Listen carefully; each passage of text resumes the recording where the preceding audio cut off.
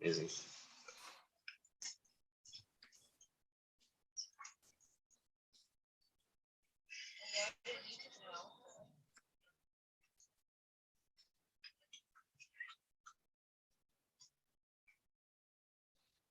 Amazing. Jake, brother, super excited. Grateful to have you now without the technological problems that I've been having with the new iPad. I just first of all want to say thank you for coming to the podcast, the Resilient Minds podcast. This is a really special uh, platform that I've created, and I just want to like really honor your intelligence. I know that you're a lifestyle entrepreneur. You're really focused on bringing this new way of awareness to individuals. But I want to share a little bit, or you share a little bit about what you're up to in the world right now. I know you just launched your new book. Tell us a little bit about what you're up to and the brilliance that you hold. Yeah, man. Well, Eric, first of all, man, thank you for having me on the show. I know that we're in different parts of the world and we're able to make this happen. So like, that's just a blessing. You know what I mean? Even though we had the tech challenges, we got the tech working and we're able to connect from around the world. So man, I appreciate you for having me on, dude. It's amazing. On top of that though, man, yeah, I just released my third book called The Elevated Entrepreneur, which interviews 39 of the world's greatest coaches, performers, and entrepreneurs, really helping people become higher performing, productivity crushing, and freedom achieving in their path to greatness.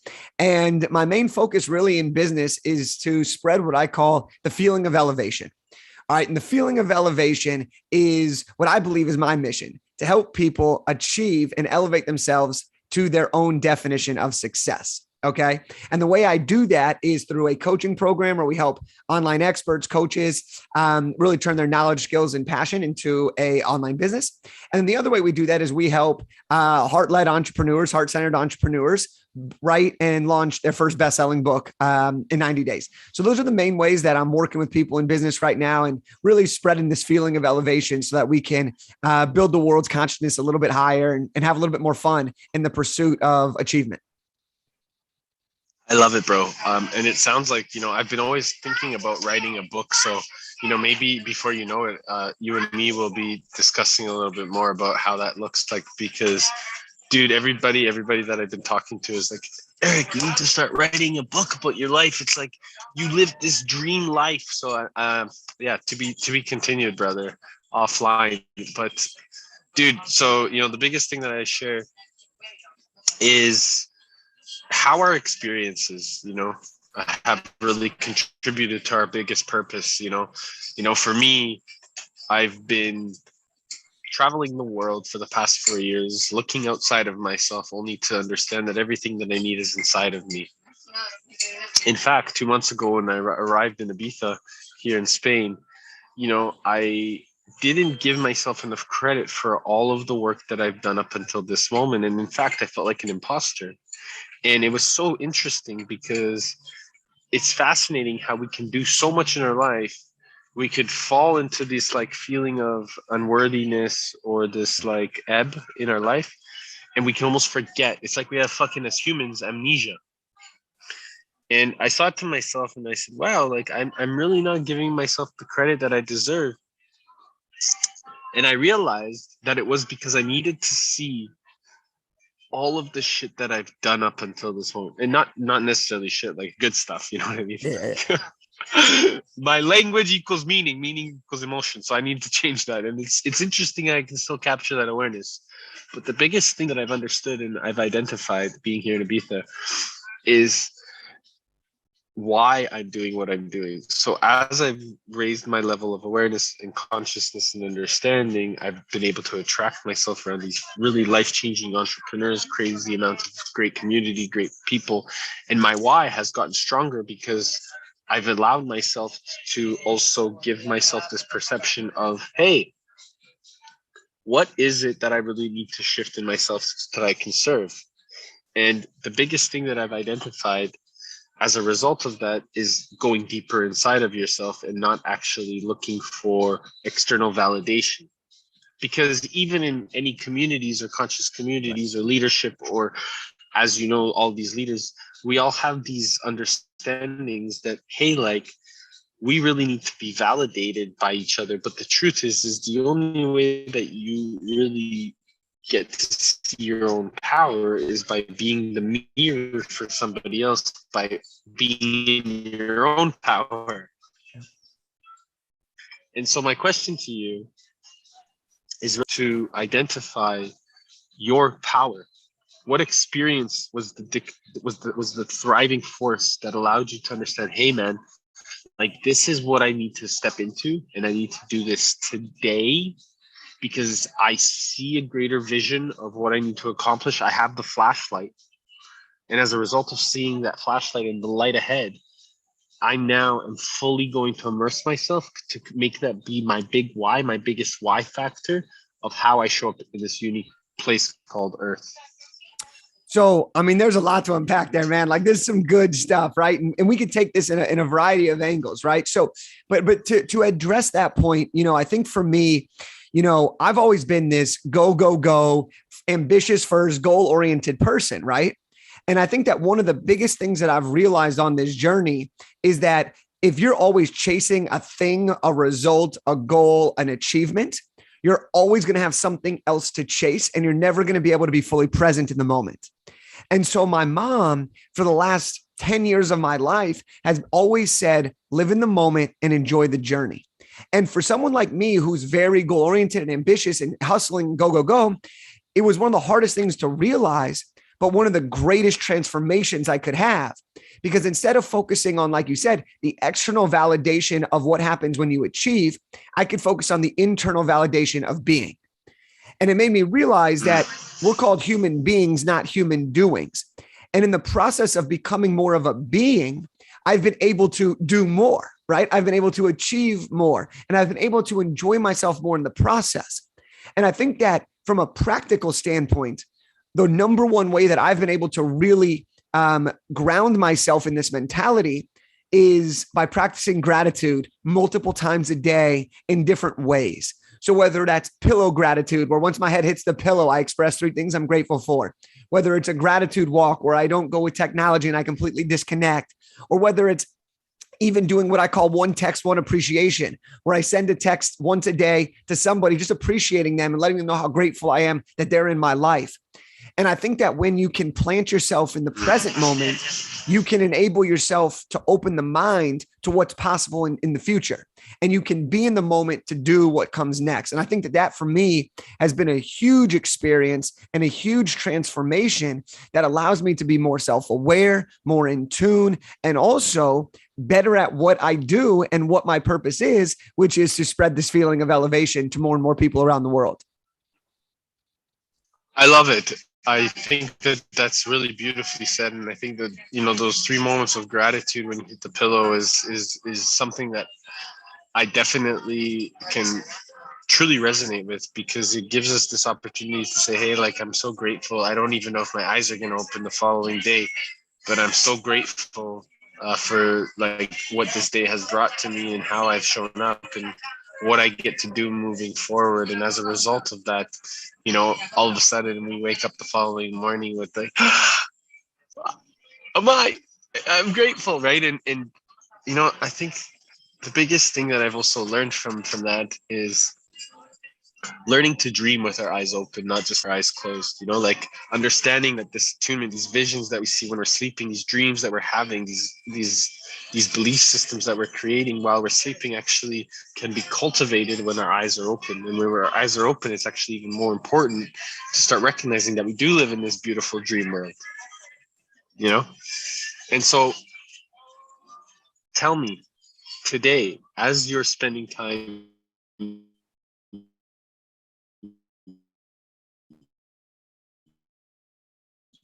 really bringing this to the people that active. What do you do when people show up in this place, or if anybody's listening and they're showing up in this place of like, yeah, right, like it's so easy to be grateful, it's so easy to be happy, it's easy for you, like you don't understand my circumstances, you don't understand, what COVID has done to my family, you don't understand what COVID has done to, my business, all these stories from external circumstances that can be happening. What would you tell them? Yeah, well, first, I mean, I would say that everybody's different, right? everybody's going through a different life. It doesn't mean yours is better or worse than someone else's. It is the life you're living. Now, at the same time, I think it's super important that we can be aware, we can feel, we can embrace the ups and the downs that have happened to us, because there have been some tragedies that have happened to people, and there have been some amazing things that have happened to people. But the ultimate thing that we have to realize is that we have to control what we can control, and we have to release what we can't control.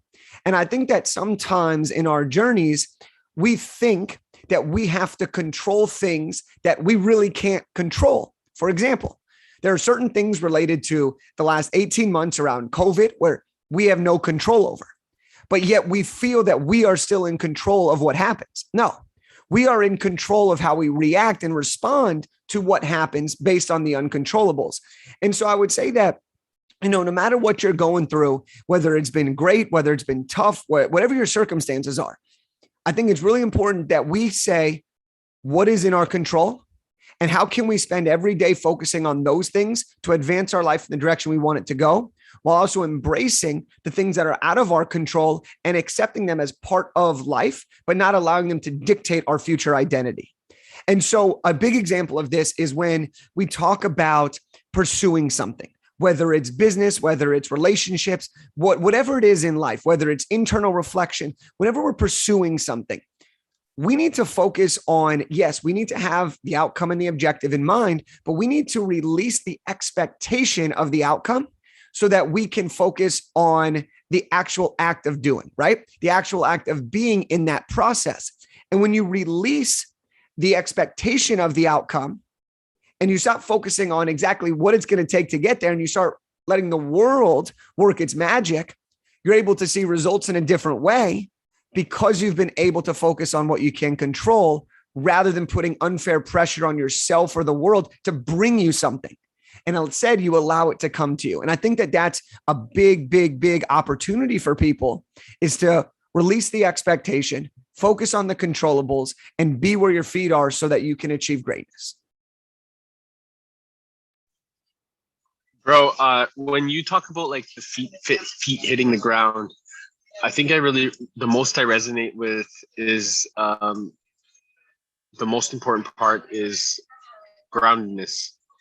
And so even during this time of your sharing of like, these external circumstances, letting go of the stories we're told and all of these things.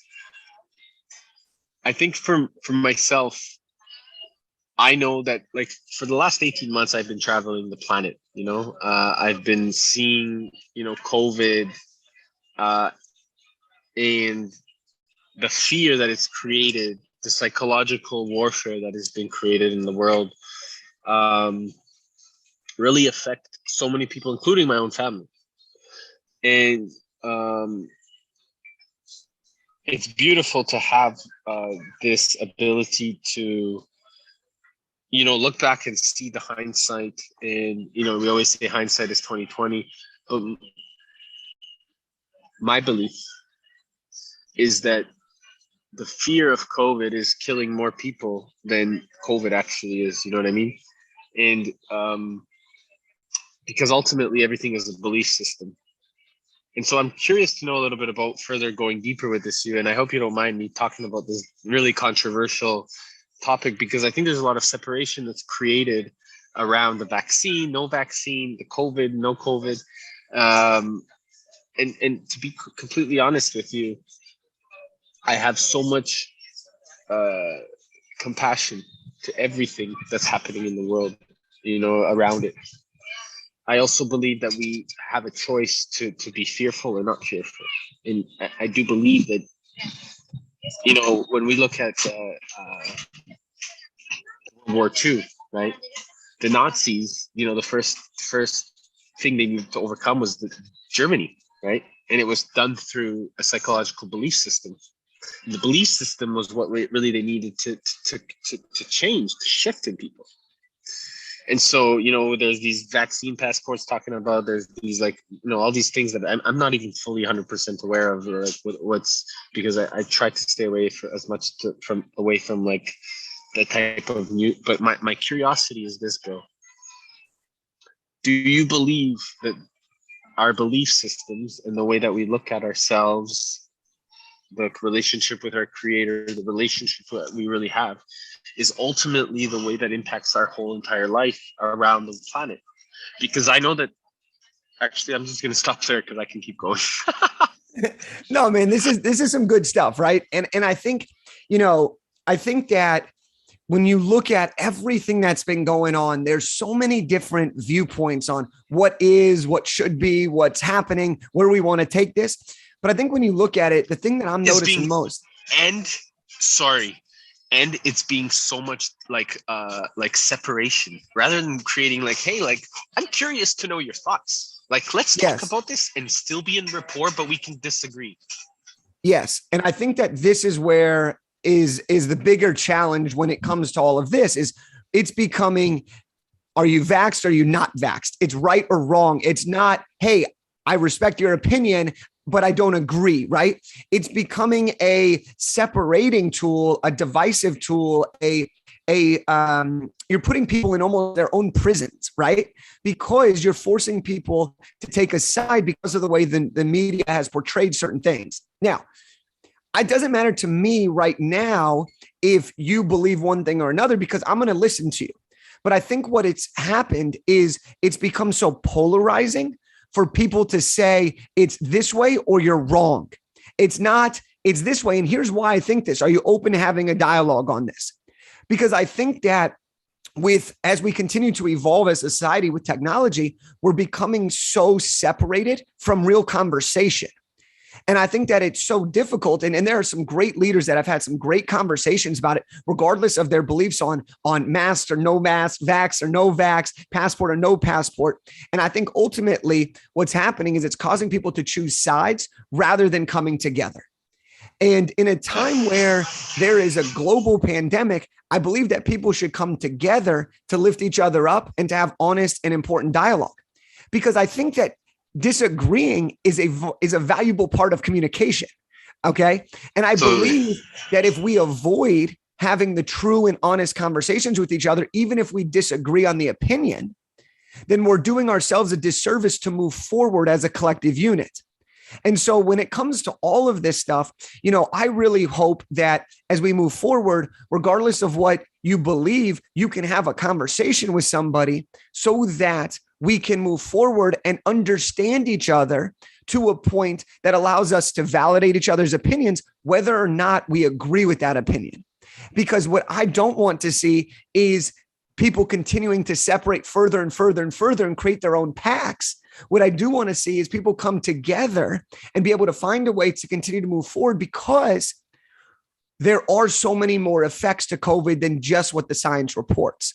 And that can be in the form of fear. It can be in the form of mental health. It can be in the form of physical health. It can be there's so many different avenues that this has led to. And I'm a big believer in communication, right? I'm a big believer in communication. I think that unfortunately, this has taken us away from the art of effective communication and moving us towards the polarization of opinion. I'm here in Europe, as you know. I'm sitting in Spain at this coffee shop, and there's people around me wearing masks and stuff, whatever or not, right? It's really a suggestion here, and there's a difference in and I love how you're sharing this like element of communication, because a lot of time here in Europe, you're supposed to just like hold it in and not share it. And again, this is my hallucination. This is what I've been told. This is what I've been, and I'm also European. Like, I'm Polish, right? So, but I've been born and raised in Canada. So there's this like energy about me. There's this intensity about me, but there's also this powerfully contained individual that just can like hold space and be present and like speak with it without speaking. But to me, the biggest way when I'm out of alignment, or when I feel out of alignment, or if I don't able to communicate, I need to share it. I need to share it, because the level of communication is the level of embodiment that actually becomes, because otherwise I'm creating a war within myself. And ultimately, that's the worst war to have. And so if we as a civilization, right, as humanity, can learn to not create wars within ourselves, because ultimately that creates a war with what we believe in, with the people around us. It just, builds up, and then there's an explosion. And maybe, when I look back at things, just a side note, you look at the wars, right, that started, right? How did these all start? Did they started in the old culture of the European, understanding of, hey, like, something is inside me that's not sitting well, and the leaders started to build upon that, and then they started to project that into other individuals, right? So I keep thinking, like, hey, like, maybe through this level of communication, and of course language is such a linear perspective, right? Like, it only can go so Right. deep, because if we talk about, at the end of the day, we're here to feel as human beings, and it's the emotion really is why we make the decision. The feeling is why we make the decision. So if we can really learn to communicate, not just through our language, but through the level of body language, facial expressions, really like using our whole embodiment and embody that practice, it can really change the way that we are perceived and understood. And so I started thinking to myself, I said, hey, like, what's the three things that, like, a woman, really needs? And it doesn't need to be just, it needs to be seen, heard, and understood, right? Right. And if they're not seen, heard, and understood, that's inside of me as a man. If I don't feel seen, heard, and understood, it's also going to affect the way that I look. But if I'm coached, criticized, and controlled as a masculine, right, there's also like a trigger, element of trigger. And if I'm coached, criticized, or controlled as a woman on my masculine side, it still brings out this masculine version of me. So it's interesting. And I look at that point of perspective and I say, hey, what could we do to start facilitating a better way of creating a powerful conversation among men and women, and ultimately leaders, because we have all the tools, technology, wisdom, abundance, to create abundance for everybody around the planet? What can we do to start facilitating a better way? And they talk about the Socratic dialogue, all these different dialogues that have been created back in the past from our predecessors.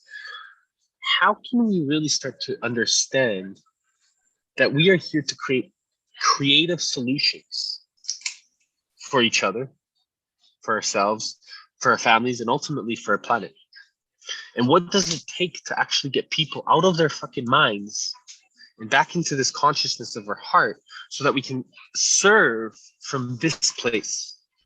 And if we're in stewardship to our planet, in stewardship to our home, in stewardship into our community and the people around us, we can actually start refraining from not feeling heard, not feeling understood, not feeling seen, not coaching, controlling, or criticizing, and understanding that it's the quality of the way that we communicate and the quality of the way that we ask questions that we can start to actually pay attention.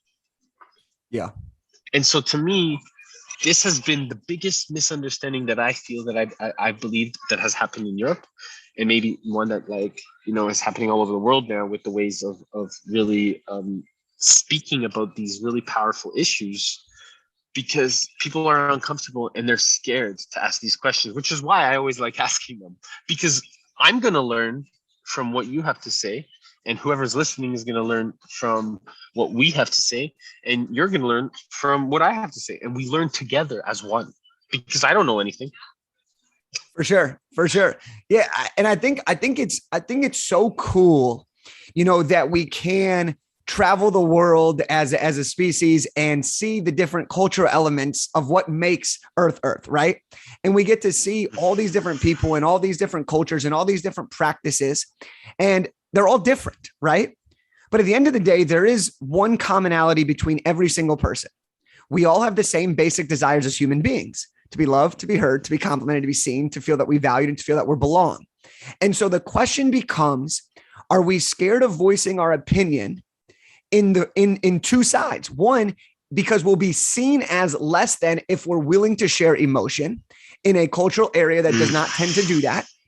Or are we willing to be heard in a way that could be taken out of context from the way we actually mean it, therefore requiring judgment, criticism, and other things from the other side. And so what we have to do is we have to say, how do we see ourselves? Because who we view ourselves as is ultimately going to allow us to express those opinions, those thoughts, and that vocalization to bridge a better conversation. The more I become in tune with who I am, the more I become confident in my authentic self, the more I can be my true being, the more I'm able to have confidence, the more I'm able to share things that may create controversy in the minds of others.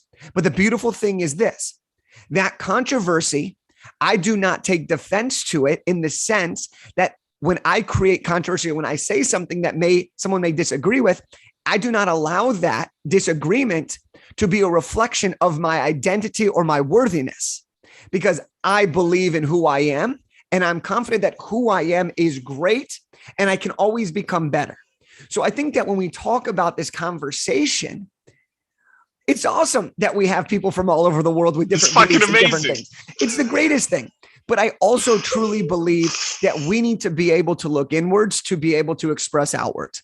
And when we do this type of thing, it fires me up because it allows us to facilitate more conversation.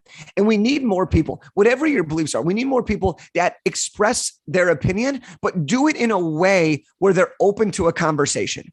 What we do not need is people expressing their opinion. And I want to make this very clear. Opinion and fact, right? Opinion, right, is not necessarily correct. Opinions need to be heard and they need to be talked about. It's like when a scientist creates a hypothesis.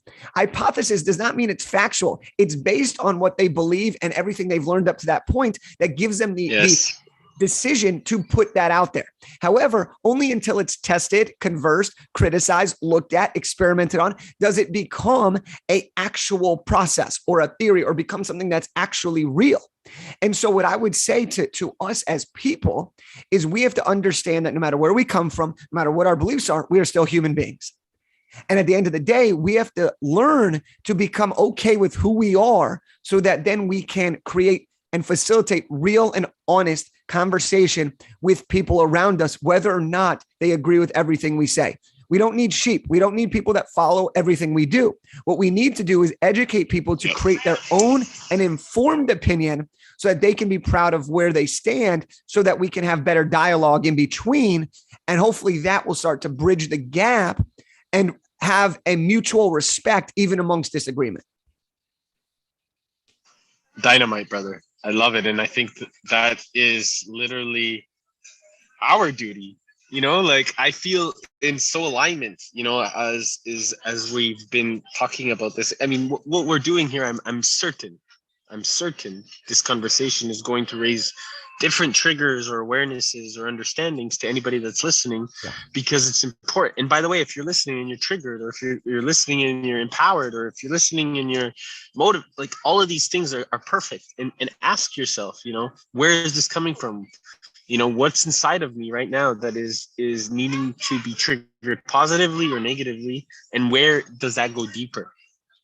Because I think that's something that we can always pay attention to.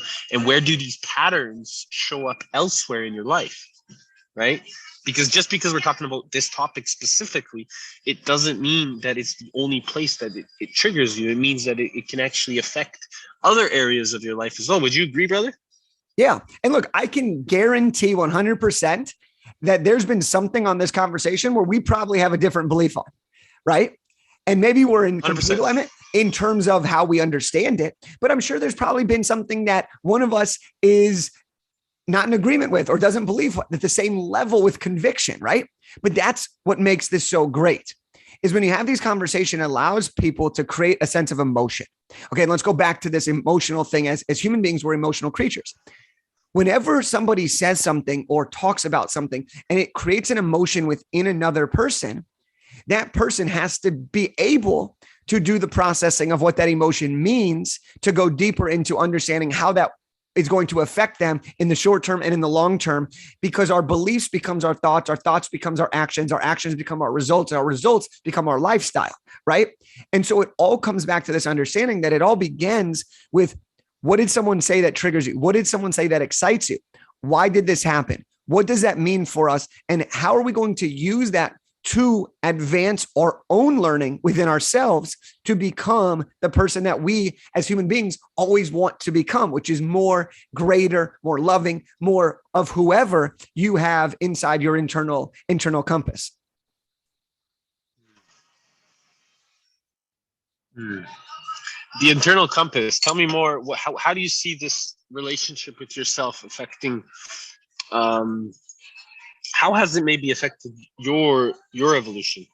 Yeah. Elevation. Yeah. So look, when I think of the internal compass, right? Everybody has their own thoughts, their own beliefs, their own systems, their own relationships. But I believe the internal compass is our guide, right? And I believe that our internal compass is kind of associated with how we define success. Okay. So every person defines success in a unique and individualistic way. And that's okay. But how you approach that definition of success is going to be different. Where we get into trouble is we allow our internal compass to be guided by somebody else's direction rather than our own 2 feet. We start to compare ourselves and our definition of success to somebody else's. And therefore, in that pursuit, we start living someone else's dream rather than living our dream. We start doing things because other people say to do it, not because it's actually what we desire or where we want to go. And so when I look at my internal compass, I think of how am I filling up my own cup so that I have the energy within to be able to give to achieve my definition of success, which my definition of success is to have the freedom to do what I want, when I want, with whomever I want to spend my time with. It's about having choice. It's about being able to choose, what do I want to do? Where do I want to do it? Right. And so when I think about this, I'll tell you a little story here because this puts it all into perspective. When we look at our internal compass and our definition of success, we cannot achieve that if we're always focusing on giving to others or if we're always just listening to other people. It's a combination of our internal action with our ability to serve others at the highest level. And so I was at a Shabbat dinner and my rabbi, he was pouring the wine. Okay. And it's customary when you're at Shabbat dinner, everybody, you say a prayer over the wine and it's about blessings and it kind of blesses the wine. Now, normally you pour just a little bit in your glass, right? And it's a cheers, it's a l'chaim, and you drink it. But I'm watching the rabbi pour his glass, okay? And he's got this cool little glass. It's kind of like this little glass, and he's pouring his glass, and he's just pouring, and he's talking to all of us, and I'm like, all right, he's going to town. Like, good for you, Rabbi. Like, he's about to turn up, right? But then all of a sudden, he just keeps pouring and pouring and pouring, and all of a sudden, the glass starts to overflow. Now the glass is overflowing, the wine spilling everywhere, and he picks it up from the bottom. And we all have just a little bit. And we say the prayer, and we all cheers, and we all take our sip. Rabbi takes his glass that's overflowing, it's spilling all over his hands, getting all in his beard, and he chugs the entire glass of wine. And I go, Rabbi, what in the world just happened? Like, I know you like to have fun with the college kids and the young bucks, but what I don't understand. And he said, Jake, what we have to realize is that life is truly a blessing. And this wine represents an overflowing of blessings. And if we only pour just a little bit into the main cup, the cup that serves ourselves, how are you going to be able to give the blessings to others, to serve others the way you know you're capable of, to be the person you were always destined to be? And I was like, Rabbi, now we're talking. You're combining an unbelievable amount of wine with just incredible wisdom. And I realized that from that story, you have to fill up your own cup. You have to allow your internal compass to guide you so that you can recharge your batteries, take care of your energy, but also do it in a way that allows you to serve every single day, because it is our duty to take care of the people who need us. It is our duty to provide your gifts and share your gifts with the world, because when it all comes down to it, that's how we get better. We learn from great people and then we turn it into our own. And so I think that that's such a great way to describe this internal compass, defining your own success, filling up your cup on your own individual path to living a life of meaning. Brother, that really resonates with me, because when I got here, and I told you when I got here to Ibiza, like I was like on this like, whoa, like not certain of what I was doing, almost feeling like an imposter. And I was like dissipating my energy, wanting to serve everybody around me except myself and what I needed to really accomplish, until it was almost like some people deselected themselves to like wanting, when you like self like they decide like, oh, maybe it's not a good time or whatever, and so you decide to kind of like, okay, well, good, my energy's not needed here or wanted here or whatever, and you're like, okay, perfect, like maybe this is exactly what I needed.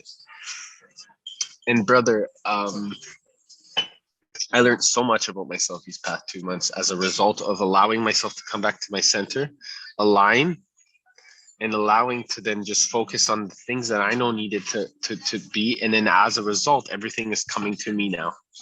You know what I mean? And that has become the biggest gift that I would not have understood if I didn't go through these last 2 months, because I just wanted to get everything done. Like you want to push all this energy out. And you're right. The biggest thing that we have to do on is understand that we spend so much time filling our own cup. And when I was in Brazil, I thought I did that. I just come here from Brazil. I did all this internal work, and so I just wanted to execute. But then I found myself lost. And then it was like, hold on a second, just be in your center. Everything's going to come to you, and it did. Like it's hilarious how the universe really, our creator, whatever you believe in, like, it really does work in such beautiful and mysterious ways, but we have to look after the relationship with ourselves. So tell me a little bit about your book, because I really know that, you just launched it a couple of weeks ago, and I really want to know a little bit more about what it is that you're excited about with it. Tell me more about it. And I know it's your third book you mentioned. And then also I'd love to know if anybody like is wanting to know more specifically how they can really work with you. Yeah. Let's get, is that an extension of the book, or is the book kind of a forefront to what they can learn more about you? Tell me. Sure, man. So it's interesting that our conversation has led to this point, right? Because we've been talking a lot about this communication and different styles, different beliefs. And this is one of the reasons I wrote this book. Okay. This book is designed. It's an interview-based book where I interviewed 39 of the world's best performers, coaches, and entrepreneurs. I brought people with all different belief systems, people in all different types of entrepreneurial world, people that have achieved different levels of success. And I asked them a similar set of questions. The entire intention was to see and to show people around the world what the wildly successful do different than everybody else. How do you build the right relationships that can change your life and business overnight? How do you take action even when you're paralyzed with the fear or the internal doubts or the external adversity? How do you still take action to achieve your goals and your dreams? And so all these experts, whether it's John Lee Dumas, Pat Flynn, Lori Harder, Brandon Cohen, the former CEO of Liquid IV, whoever is in this book, there's so many great people, but they all share their stories, their advice, their tips, their tricks in a way that worked for them. And the intention for the reader is to be able to find somebody, if not multiple people, that you really resonate with, that you can learn from, and that you can take what they say and go ahead and implement on it. And what's really cool is there are so many similarities in the book, and I'll explain a couple of them, but there's also so many differences of opinions on how to get there. And what I've realized is a few things. Nobody really knows what we're doing, okay? We just know that if we take aligned action and we surround ourselves with great people, good things will happen. The second thing is we know that the more we learn from people who have done what we aim to do, the quicker that path will become, period. And the thing that I think I've learned the most is I ask a question about relationships. How have relationships, both personally and professionally, contributed to your success and happiness?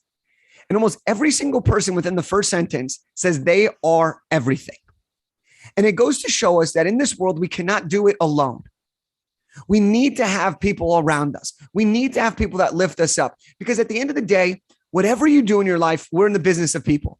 You can't get married without another person. You can't grow a business without a customer. You can't achieve true happiness without the relationship of people around you. Sure, happiness can be an inside job, but you need people to bring you to that ultimate meaning of fulfillment. And so I would say that this book has a little bit of everything for everyone. It'll show you how to build your business. It'll show you how to be more present. It'll show you how to take action. It'll show you how to be more productive. And you can get this book by going to theelevatedentrepreneur.co. We made the book completely free. All you got to do is just pay for the shipping, but we've made the book free for everybody to have access to it. Because like I said at the beginning, my mission is to spread the feeling of elevation. And that's what this book is. It's a chance to spread the feeling of elevation to help people achieve their true definition of success. And, you asked me, is this an extension of how people can work with you? Yeah, of course. But the truth of the matter is I want you to get this book. I want you to read the book. I want you to feel the book. And if it resonates with you, reach out and I can show you how to grow your business, or I can show you how to write your first best-selling book. Amazing. That's how we'll do it. But the premise here is not just to get more business. The premise here is to share a message from the world's greatest to inspire people to live their best life and to achieve the success that they've always dreamed of.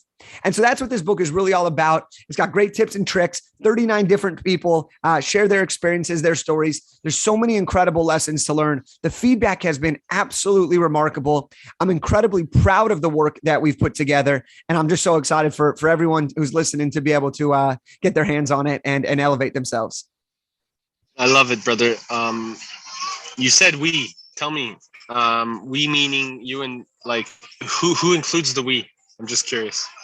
So the we, man, I get into this habit where I use we as more of a collective. So I have my team where I say we, and we've worked really hard on it. My assistant has helped. I mean, this book wouldn't have been the success it was without her help and contributions. Our designers, our editors, the people that have helped create this book, because we're a team.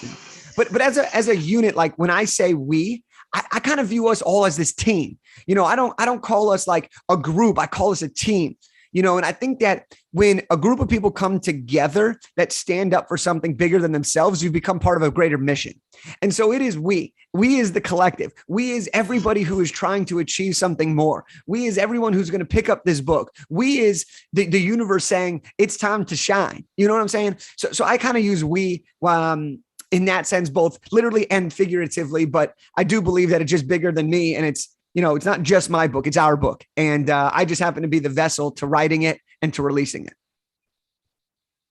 Brother, and I agree. I think that's the reason why it's such I caught it, because it's a testament to who you are as a human being, and like really honoring like that brilliance that you do is really a gift. And it's beautiful to see, because I think it's most important when it's embodied, and when I can pick up levels of language, and my hallucination is that I have a little bit of awareness. So like having the ability to like pay attention to those little things is really important. And for anybody that's listening, I know that's going to be a testament to who you are and how you've embodied your mission, your vision, and how you get to communicate that with love, because I think that's super important.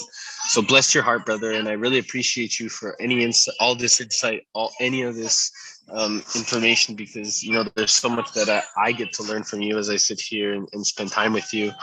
And I'm grateful. So if anybody wants to reach out to you, find out more information about you, please let us know how they can find out more about you and your brilliance. Yeah, the best way is on Instagram at Jake Kelfer. Just hit me up, slide on in those DMs. Let's have a convo. If it resonated with you, hit me up. If it triggered you, hit me up. If you want to learn more about the book, hit me up. But let's get these conversations going and flowing, man. That's what it's all about. So at Jake Kelfer on Instagram, best way to communicate.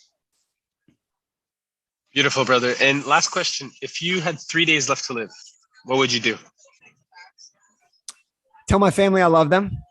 Spend time with the people I care most about, and eat all the foods that I cannot eat right now, because your boy would love to have a cheesy gordita crunch from Taco Bell. But no. But I would tell my family I love them. I would spend time with the people I care most about. And I would just make sure that I let people know how much I really love them, because I'd want to make sure that when I'm gone, my legacy lives on. Beautiful, brother. Anything else you want to say? Any last words? Man, I appreciate you for giving this platform and having this wonderful intellectual conversation. It's been a blast, man. Great way to start the day. Bless your heart, brother. We'll talk to you soon, and I look forward to seeing you in person at some point in the near future. I'm confident it'll happen. Yes, sir.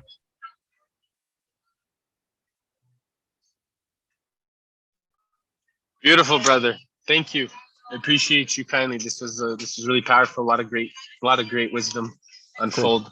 Cool. Any feedback or things that you want to share with me before we go? Are we still live on YouTube? Oh, maybe. I don't think so.